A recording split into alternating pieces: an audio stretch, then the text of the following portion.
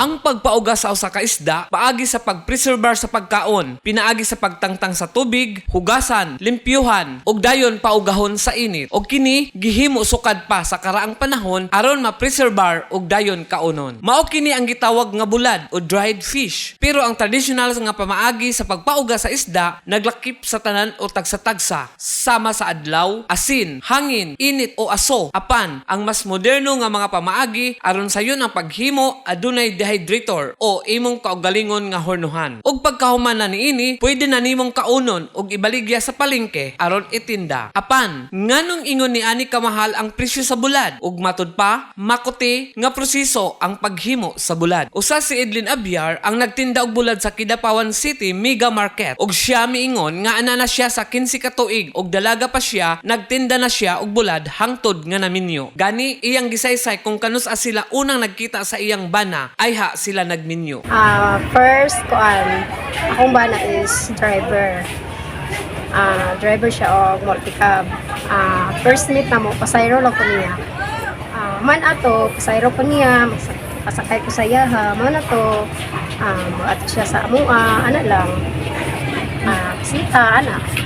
Nakabaton sila og duha ka anak nga parehong ana-anak karon sa kolehiyo ug sa ilang paningkamot nga bisan ang ilang negosyo ag pagpaninda og bulad sa palengke apan hinay-hinay na pundar na nila usab ang ilang balay. Pag minyo na mo nakaanak ni o duha ka buo puro lalaki. Ilang edad karon kay 21 o 19 years old. Matod ni Edlin, dili sayon ang magnegosyo kabahay ni ining klasiha. Ilabi na ang iyang kapares, dili linya ang sama ni ani. Ang pagtinda tungod kay nakapokus kini sa pagdrive. Wala lagi siya trabaho.